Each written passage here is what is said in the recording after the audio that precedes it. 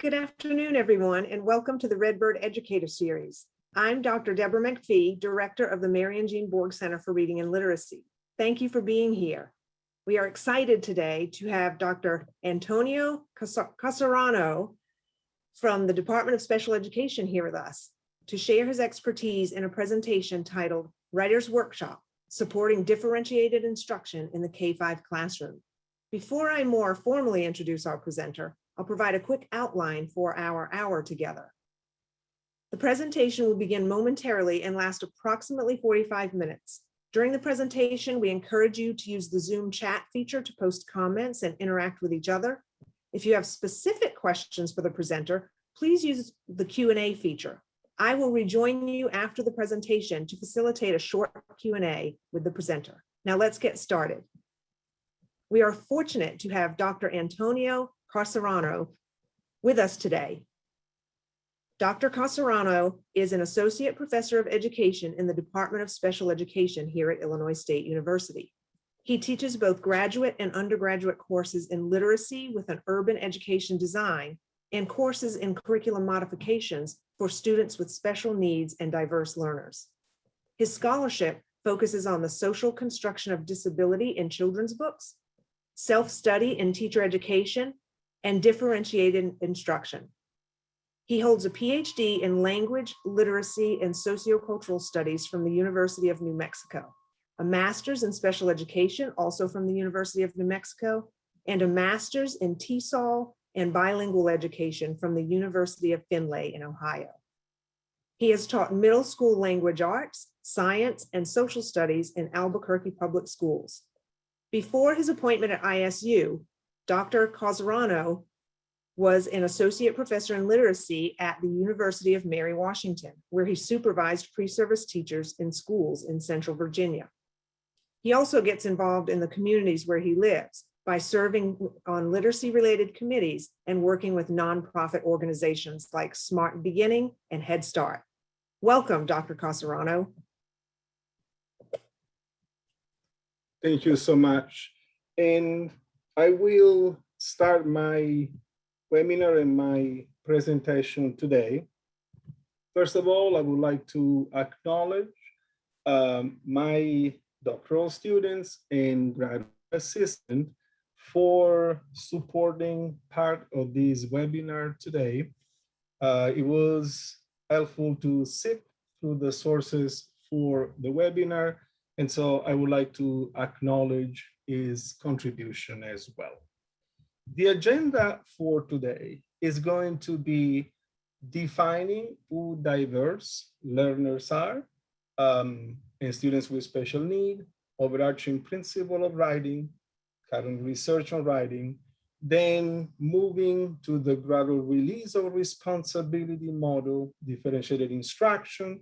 And in the second part of this webinar, I will present application of these overarching principles in the classroom with a strategy and a workshop for students with developmental disability and complex cognitive needs.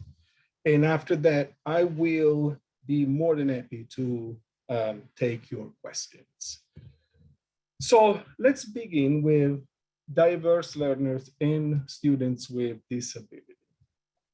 We are living today in a time where schools are getting more and more diverse in terms of race, ethnicity, abilities, socioeconomic status, gender, learning modalities, and so on and so forth. So one of the things that we really need to understand is that each student in the classroom is unique.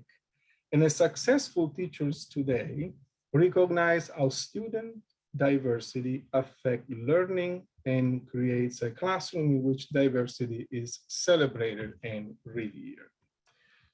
The number of culturally linguistically diverse students are getting more and more in our schools, from English language learners to students with special needs and L2 learners with special needs as well. And considering the global geopolitical changes that are witnessing right here, right now, our schools will become even more diverse soon. This is just a presentation of some of the stats that I was able to pull out. We have really an increase in disabilities and in students that are diverse and are culturally linguistically diverse. As you can see from these stats, we have in schools now students with diverse language, cultures, and exceptionalities that need specific support. Diverse learners and effective teaching. One of the things that we have to consider before then I will move on to the importance of writing in the writer's workshop is knowledge of diverse learners. Is an essential component of knowledge base for effective teaching in today's schools. And as teachers and educators, we need to be aware that our students in the classroom are different from one another and they learn differently as well. So the knowledge of diverse learners, it's really understanding diversity at its core. It's very, very important. Today's teaching couldn't be effective if we do not recognize that diversity is part of the learning process. Recent research say that it's important to consider knowledge in its complexity. No more a linear process. We don't have homogeneous classroom anymore. And of course, we have to recognize that we have demands on teachers that they have to find strategies, frameworks, models that really can support, scaffold, and accommodate diverse students in our classrooms. And the increasing diversity in the school age population has occurred in a way that really is affecting the teaching of writing in our schools. And it's important because writing should be part of what we consider effective teaching and a balanced literacy approach to teaching in the curriculum. An important thing that we have to consider is that usually writing is sometimes marginal to what teachers do because there are demands in terms to cover areas of the standards, and because writing instructions sometimes focuses almost exclusively on text transcription skill, such as handwriting and spelling, very important, but not sufficient to infuse writing as an effective strategy, an effective model, and an effective process of learning. So teachers should provide opportunities to use the writing process to complete personally relevant and engaging writing tasks. So in a nutshell, it is assumed that writing is an important part of the teaching process, and it should be taught directly and not as an incidental teaching strategy. So writing and overarching principles. So the important thing is that the classroom in this framework of the writer's workshop and writing in general is a place where writers grow. Writers acquire the foundational knowledge of writing by engaging in the writing process, and writing is the pillar of effective learning since it allows the learner to develop a balanced literacy approach in thinking, language, and mechanics. And it's important because writing develop what we define in the literature metacognitive processes. So thinking about thinking. So we support our students' ability to develop high-order thinking skills by using writing as a metacognitive process in approaching the curriculum. Writing expectation in general are becoming a trademark of curriculum and instruction. It's very important to recognize that if we want to teach our students effectively, writing should be infused in our daily classroom. It's important that teachers see this as a tool and a strategy to engage students, as I said, in metacognition about the writing process, and students see writing as something that they own. They share their own thought and ideas. So writing becomes part of their identity as learners. And this is just a visual of the writing process. Current research on writing is pointing towards student agency, and it has four components according to research: goal setting, intentional action, so there is active learning involved here, reflection and self-direction, and internalizing of self-efficacy. And we will see that these four components are important for students that are diverse in culture, language, and abilities, because writing in these students does not come easy, and it takes more planning, more differentiation for the teachers to have these components effectively infused in a daily practice. And students must have a self-awareness about their learning so that they can set beneficial goals for writing. Important things.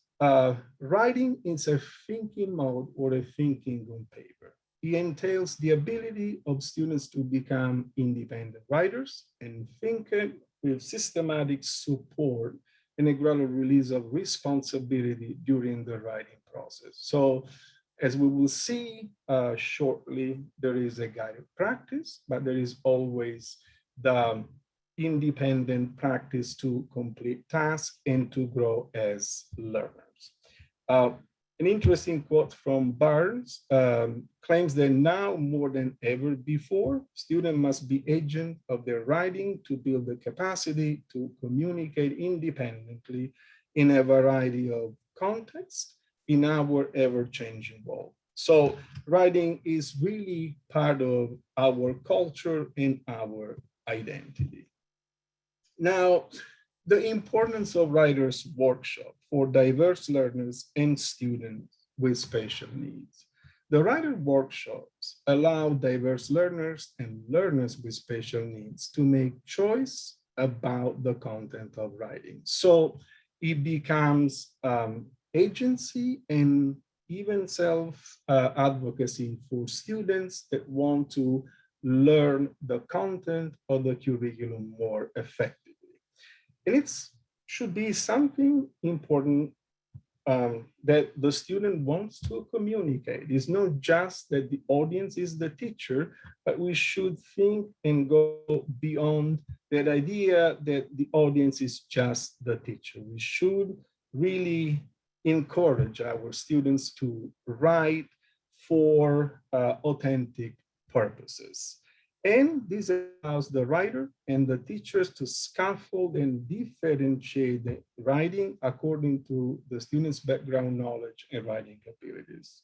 And this is very important because when we look at this very specific population, we have to understand that oftentimes, as I said before, writing doesn't come as a natural process. And so as educators, the background knowledge, the writing abilities should be our baseline for assessing from where we need to begin to instruct our students that are diverse and with special needs in writing within the curriculum. A writer's workshop is naturally inclined as a format for differentiated instruction and gradual release of responsibility. So these empower learners and learners with special needs to writing in a safe space for learning. The important thing that we will see is that many students that have disability or they are single language learners, they don't want to take any risk. But in the writer's workshop, as a framework, as a model, we want them to take risk, not in the sense to get frustrated with the errors that they make, but really to see writing not as a product, but writing as a process where the writers constantly experiment with the written language. And most important thing, our students should really fall in love with their ideas, meaning they should see that their ideas are valued. And once they use writing, they are connected to the writing process and they can bring into the writing process the culturally linguistically linguistic identity. And it is an inner exploration of the writers in this case. And the writer workshop begin to see the value of the students in the learning process. And this is just, once again, a very short visual of the writing process. We want to support our students in the writer's workshop by guided and explicit instruction. So the planning of a writer's workshop is very, very important because we want to see that it is not done by incidental learning, but is by explicit instruction, developing a protocol, and very important thing, always planning when the teacher needs to release the responsibility on the writers. And one important thing that is part of research is the use of mentor text. Mentor texts are basically any kind of text, any kind of genre, from children's book to informational book to text that the teacher and the students can explore together to see how expert writers use writing to communicate ideas and experience effectively. And if the student read a mentor text, then the student is able to understand how to imitate the writing process at the beginning before the students begins to develop a personal writing styles in the writer's workshop. And the mentor text, in my experience as a teacher, are really chosen with the students. You present what we can simply call a menu of choices, and the student choose the book that looks interesting or a book that the student has already read, and that is the starting point to using mentor text in the writer's workshop. This is just a visual of the gradual release of responsibility and explicit instruction. It's basically the blueprint of any writer's workshop. Brief summary of gradual release of responsibility models. The writer's workshop approach utilizes this framework. Modeling and a short guided practice happens at the beginning of the workshop, and then we have the students that work independently, but under the supervision of the teacher. And this model leads to students' independence in the writing process. It takes time with students with disability, but at the same time, we know that this is core for their learning and ability then to overgeneralize knowledge via the writer's workshop and the writing process. Regardless of the theoretical orientation, learning requires interaction. And the writer's workshop provides that interaction. It's an action-oriented experience. It's not a passive one. So the student really needs to engage and to participate in the writer's workshop. The gradual release of responsibility supports knowledge building in the learners and supports the development, as I pointed out before, on metacognitive strategies, thinking about thinking and high order thinking skills according to Vygotsky.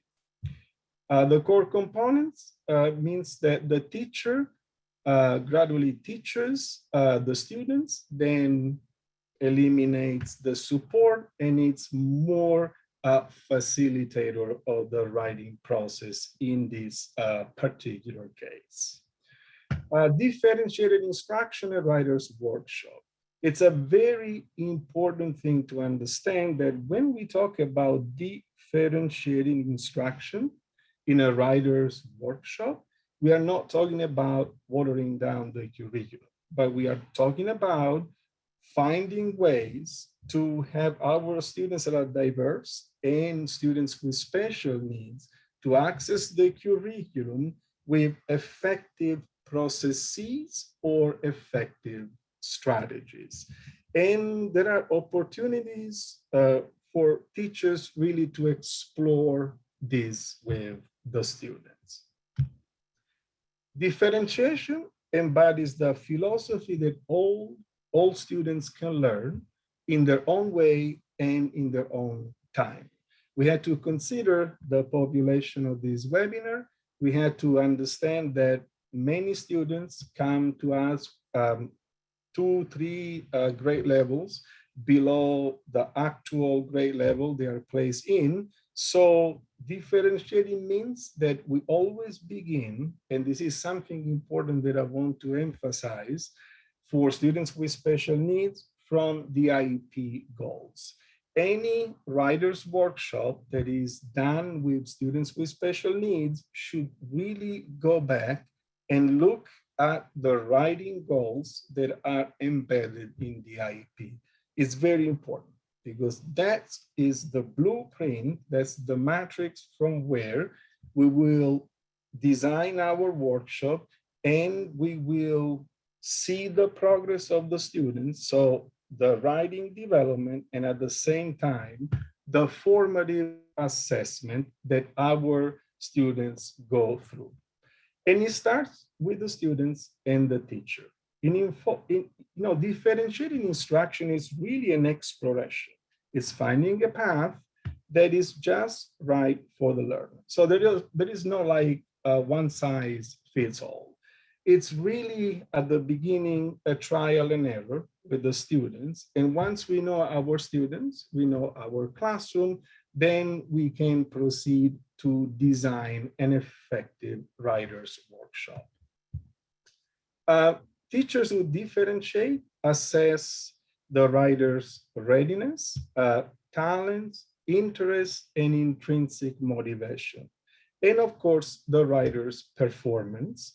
And they differentiate the content, what students learn, the process, how they learn it, the product, how students demonstrate content mastery, and the environment, conditions that see the tone and expectation.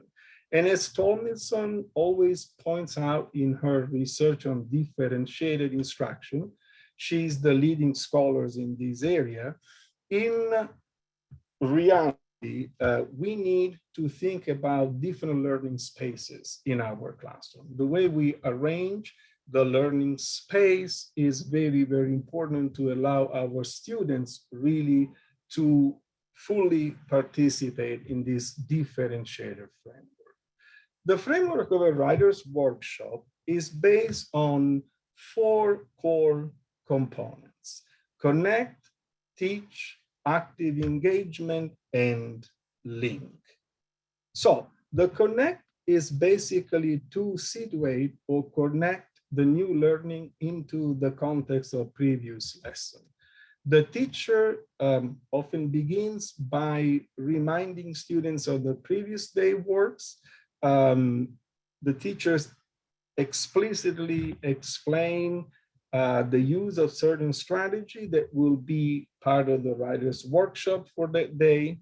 and eventually the connection end with a summary of what has been learned. So this is the first step, the connection to the writer's workshop within the learning process. The teach is teaching what, is part of, the Common Core standard, the curriculum, and what the students have to master. It's a very important part. We need to be very clear and very explicit in the way we present the component that has to be infused in the writer's workshop and how we want to teach it. The active engagement, it is really important. Writer's workshop is not just regurgitating some strategies, but it's allowing our students to be fully participating in the learning process via writing instruction that is explicit, is differentiated, and it's always very, very clear and supported by the teacher within the graduate release of responsibility model. The link, the mini lesson ends with a link, meaning that teachers circulate back about what has been learned, and then they set the goal for the very next day. So these 4 components now are percolating down to our application. As I said at the beginning of my webinar, I present the theory first, but then I try to present application of this research and theory. The first thing that we will see in the application will be the reflective journaling. That is a strategy that can be differentiated or modified according to the grade level, according to the student's readiness in a writer's workshop. The principle is it's a student-centered writing practice. It illustrates experience, and it means for students to connect with their emotion, thoughts, and feeling. It has to provoke creative thinking. So students, as I said, are not passive, but using the tool of reflective journaling, they are basically tapping into their writing, intrinsic writing motivation to write. It has to be a daily writing, understanding that the more consistent you write, the better you become. It's a choice that you have to make in the reflective journaling, what is interesting to you. Yes, to become part of the student's identity and incorporate journal as a routine. And in journaling, try to avoid too much red pen, but try to help students to apply what we say in the scholarship, a writing to learn process and not learning to write process. So students, especially students with disability that have this stigma that they do not have enough confidence in writing, they should begin to populate the journals in a way that is meaningful for them. A model, as I said, is the daybook, is an assessment tool for writers. In the daybook, basically is a place where students write every thought during the day, during the writer's workshop. It's a collection place, and really it's a net, metaphorically speaking, that captures students' thought and make it visible to them. So it's really thinking on paper. So the application of the meta cognitive processes and higher order thinking skills. It is the student process of learning. And it should be, according to research, an hardcover book with stitched pages, and is a book where students basically continue to reflect on what they have learned. It's not only for writing the daybook, but an integration of other disciplines. If you want to use the daybook outside the writer's workshop, it's something that you can use across the content areas. But in the writer's workshop should be the daily practice of looking at your thought that are materialized on the page.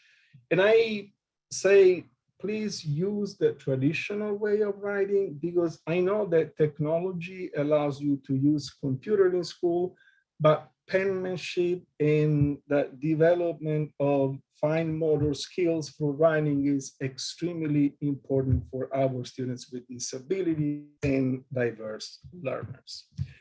Daybook, it's a process of learning. It's just a summary, and is the way that our children eventually learn.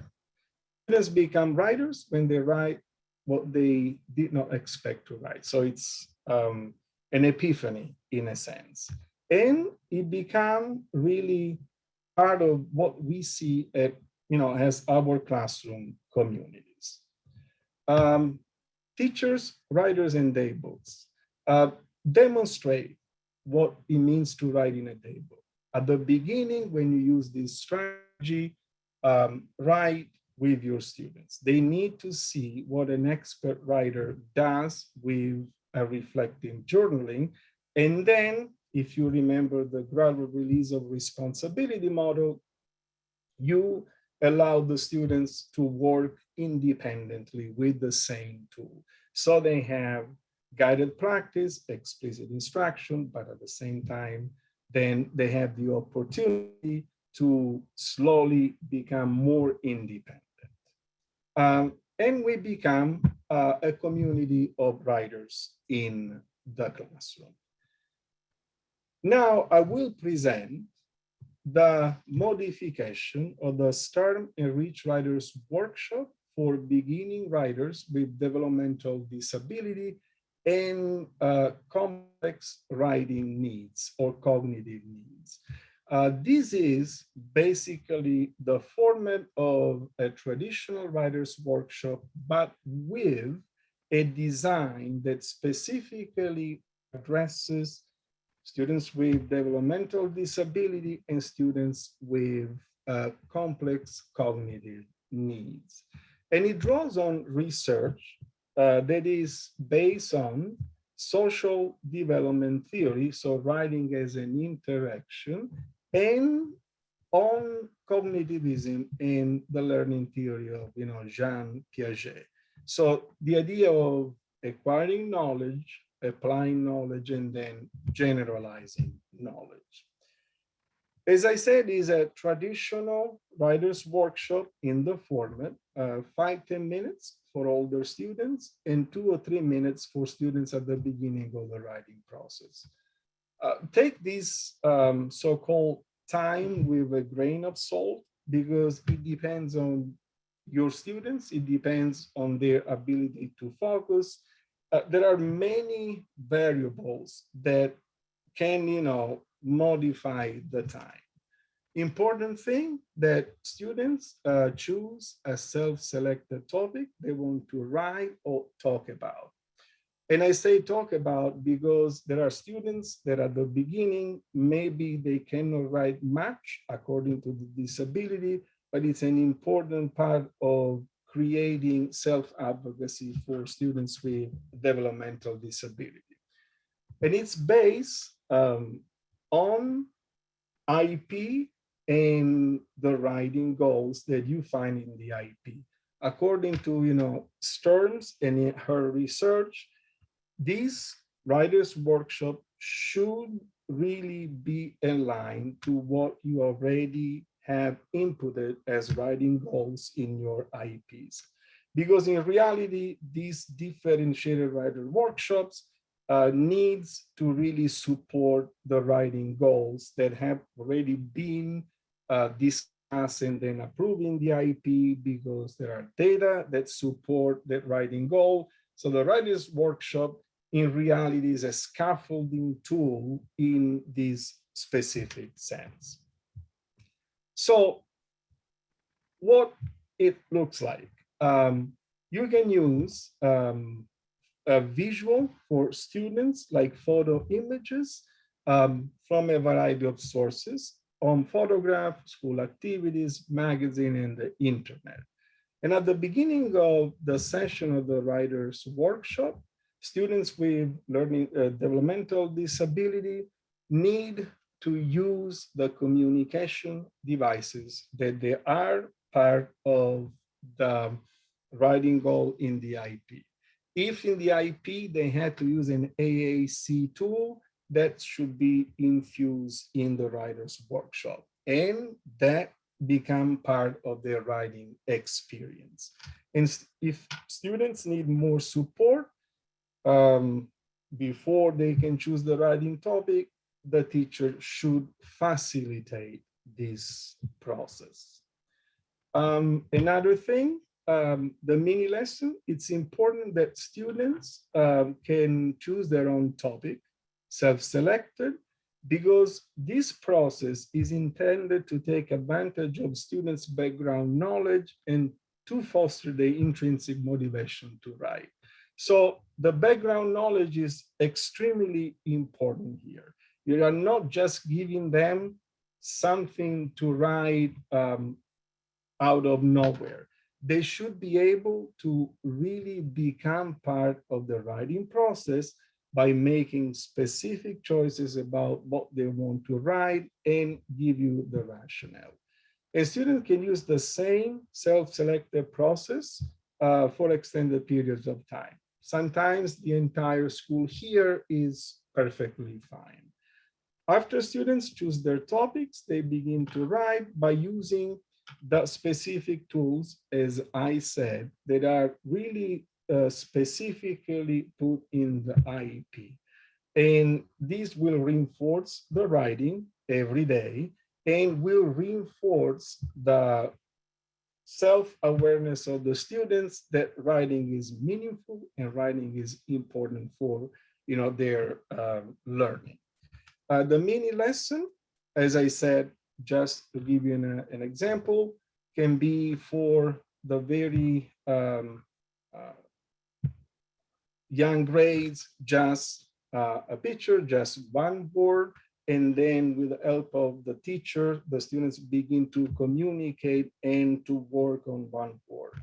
For the older grades, can be at the level of phrasing, sentence writing, or writing something that is part of what the teacher has developed with the students.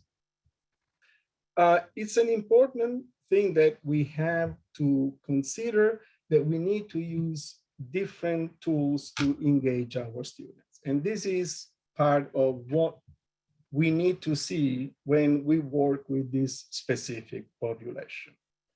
The instructor really had to scaffold the teaching.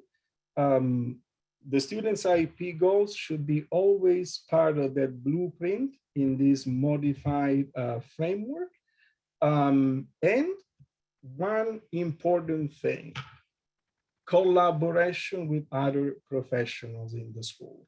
Because if in the IEP you have that speech language pathologist is providing support for the students, the special education teacher should really work elbow to elbow with the speech language pathologist or another professional to really design an effective writer's workshop and to really help the students to develop the goals in the IEP.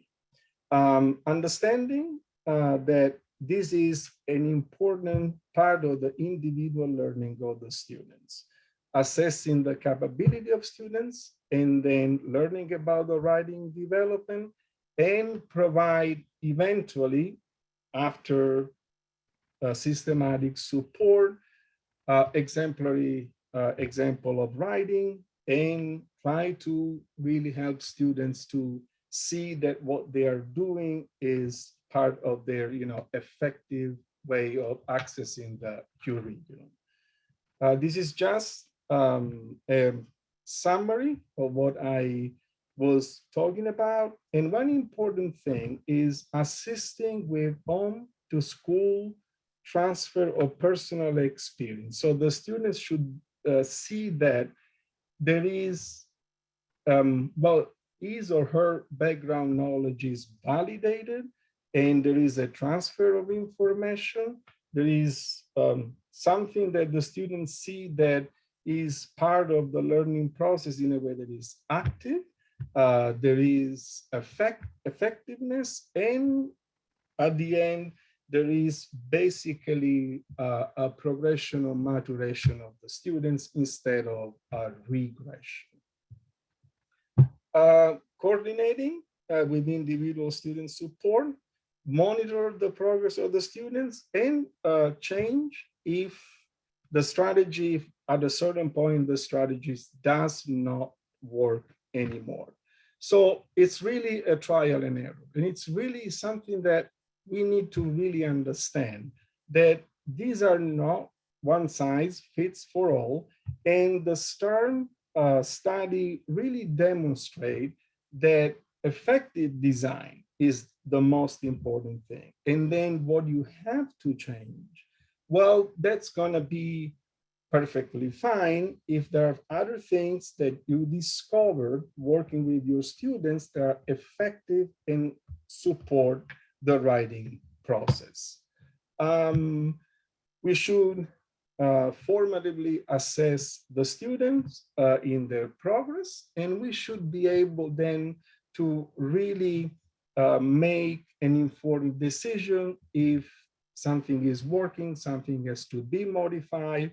All in all, we should not lose our focus, that is really developing the writing processes in students, because it's part of effective learning.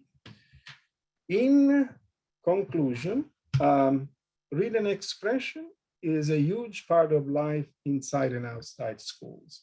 We always see writing in the general education classroom, but we don't see writing in a special education classroom and with diverse students. And remember, you can have diverse students that are culturally, linguistically diverse with a disability.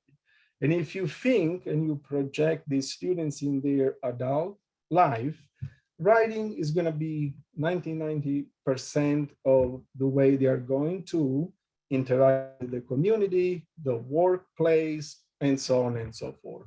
And for my experience as a special education teacher, writing should become a core component of a balanced literacy approach.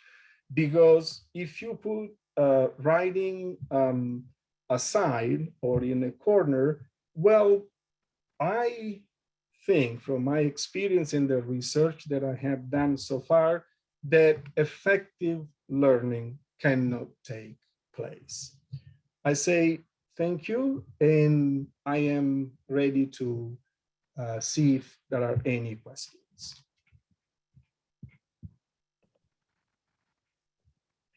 Thank you so much, Dr. Causarano, for sharing with us your expertise on the writers' workshops, especially with special education students and students who may otherwise have some difficulty with writing. So I don't see any questions in the Q&A yet, but I have a few questions. So maybe we can start there, and then that'll spark some more conversation. I, first of all, really appreciated that you highlighted that reflective journaling is a lot about creative thinking and self-expression and personality development, because I don't think that that's a typical way that educators think about writing, and how writing every day and making that a habit can really support students in becoming agents, right, in developing their personalities. So could you just talk a little bit more about that? Yes, and this comes, I had to be clear from my experience as a former special ed teacher, and doing research during my PhD, because I have written a dissertation on ESL students. So the creative aspects of writing that I experienced in school is that many students did see writing as a passive process. So you give me a prompt, I complete the prompt, and you are my audience, and that's the writing process. And when I was teaching inclusion with the language arts teachers, we try to really break this, what I say, negative circle that it was going on in our classroom. And I used the journaling, not the day book. I discovered the day book later, but we were using journaling to ask our students to really, as I said in my presentation, write your thought, write what you see as important in your learning process. And many students eventually started writing about things that we had done in the classroom, but things that they were important in their life. You know, for instance, a student was writing in this journal that he wanted to go to college, he wanted to become, you know, a professional. And so we started really interacting more. And by the way, we had our Friday conferences where all the journals were on our desk. We have the small groups, and we were probing with more questions because this was really supporting and enhancing their creative thinking. So, oh, I'm validated. Oh, so my thoughts are really important for, you know, the teacher to discuss. Because please don't have a writing journals that dusts in the classroom. Have these journals always before you and the students, and ask even simple questions. I remember a student said that he wanted to study more about, you know, the history of New Mexico. I taught in Albuquerque public schools, and I said, "Oh, why do you want to study more about, you know, your state?" You know, the answer was, "My ancestors were Pueblo Indians. I don't know much about their history, so I would like to read more books about it." Say, haha, that's the teachable moment. So in our classroom, we start populating with books that the students could read and then write in this creative process, the thought about, you know, learning this particular area. So that's the creative thinking and the metacognitive process. Think about thinking, think about why that piece of writing eventually is not a passive one, but it comes alive and it helps you to move through the learning process. Yes. And when children are writing about what they want to be or become, then that can become possible for them, right? They can feel that it's possible. So Absolutely. Abigail has a question, and she asks, what suggestions or probing questions do you have for reluctant writers? I often struggle with not wanting to force a topic onto them. I know. I, I can see myself in my years of teaching, so I understand exactly. Well, you can use what we technically speaking say the menu choices.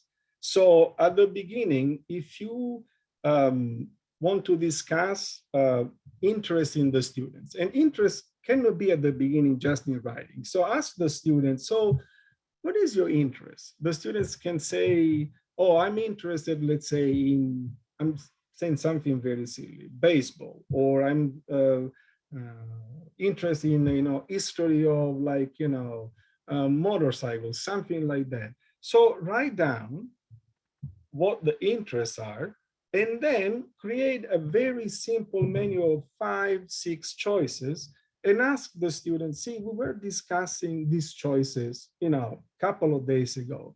Would you mind choosing one topic and write about? Whatever, you know, the student wants to say at the beginning. And don't use the red pen. Using the writing to learn process in this case motivates the students to see the connection between what is discussed with the teacher and what can become an interest piece of writing. So that's the idea. Give the students a menu. Just say, choose what you think is more interesting to you right here, right now. And I can tell you that the menu choices works, but before you want to spend some time chit-chatting with the students. It has to be really informal. We used to do this with our students, and they were very chatty at the end, telling us what they like, what they prefer. And so once you know exactly what your students want to really, how to say, delve into, then from there you create the menu choices.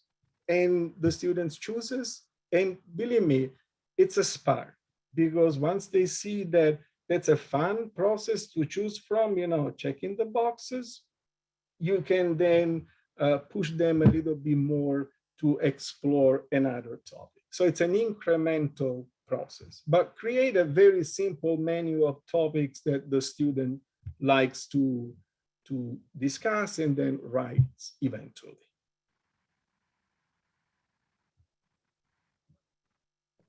And so it sounds like some of that you may want to do by engaging orally with kids and figuring out what it is they're interested in. Yeah, and it can take, I have to be really honest, it doesn't take one day and it doesn't take 1 minute. For me, my experience, and I want to share with this, the participant, it could take even 2 weeks before the student eventually was, I would say, becoming part of this conversation. Because when you have students, as I said in the webinar, that are culturally linguistically diverse and they present a cognitive disability, well, the stigma of low self-esteem in writing is already there. So before you move them to see how writing is important in the learning process, it takes time. But I have seen using this menu strategy with my classroom in other, more experienced teachers, I have to say, and the conversation informal then becomes part of the learning process. Be patient, because I know at the beginning students say, oh, I have nothing to write about. I know that, cliche that you have with many students that have a disability, but once they really see that there is something important in what they discuss with you, they will try. And don't correct too much at the beginning. Just let them play with words. Even if you see some spelling mistakes, the mechanics is not there, I do understand. Let them on the process of writing.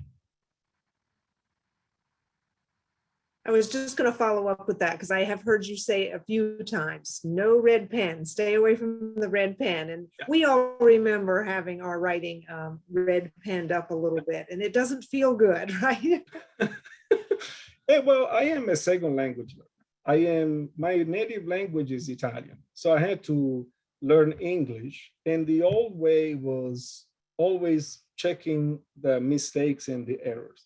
I mean, eventually you want to help the students write according to the grammar, the mechanics, orthography, but you have to understand that the population we are supporting needs really more time. So eventually you want to introduce the process of writing. Now you are infusing the writing process. So you are really helping the students to see the worth of writing. And later on, you will move the students to begin to look at the more, how to say, technical aspects of writing. Yes. There's one more thing that I'd like to touch on here, because you mentioned the importance of handwriting as preferable to word processing or using technology. Yeah. And I think handwriting is something that schools have been moving away from, right? Because lots of schools have these one-to-one devices now, and all students have a device. So I think they're doing maybe less handwriting than they once were. Can you talk about why handwriting is so important? Because when I was teaching and then I did some research, handwriting really support what we call high order thinking skill in brain development. So the idea that we write from left to right, well, if you are left-handed, you write from right to left, but it's important because the fine motor skills, when you are holding a pencil, they help you to slow the process of thinking, to critically analyze the writing on paper, and they help you, in my experience, to really see how rights unfold out of your brain and your thought. I write, of course, on computers. Well, I prepared this webinar on PowerPoint. But for our students with disability that often present a sensory deficit in terms of, fine motor skills, writing in the traditional way is very, very important. It slows down the process and at the same time helps students really feel that unfolding of their thought on paper. It's very, very powerful. And I was reading research that they say, sure, eventually students will move to write in the keyboard, but at the beginning, penmanship should be part of the foundational knowledge in writing. So it's really a process of what I say, our traditional writing, I'm talking about alphabetic language, that you see really that writing is a slower process, but it's a process that helps your metacognitive thinking. So the idea of the pencil and the paper is extremely powerful.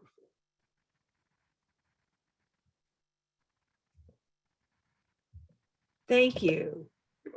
That is about all the time we have today. So thank you, Dr. Causarano, and thank you, participants, for joining us today. We are interested in your feedback about this session and your ideas about topics for future webinars. Tomorrow, you will receive a follow-up email that will have a link in it to a short survey. If you are interested in receiving one professional development hour for your attendance today, you will find the link to the evidence of completion form at the end of the survey. By early on the Redbird Educator Series website. We will host 2 more webinars this fall. On Wednesday, October 27th at 4 p.m., you can learn with Dr. Christy Angleton from the School of Teaching and Learning in a webinar titled Learning to Linger, What Picture Book Design Can Teach Teachers About Lingering in Text with Children. And on Wednesday, November 3rd at 4 p.m., we will feature Grace Kang and Drs. Grace Kang and Sonia Klein, also from the School of Teaching and Learning, in their webinar titled Towards a Critical Approach, a tool for analyzing and transforming writing pedagogy. You can find descriptions of each of these webinars and registration links at our website. Again, thank you for spending some time with us today. Take care, and we hope to see you again soon. Thank you.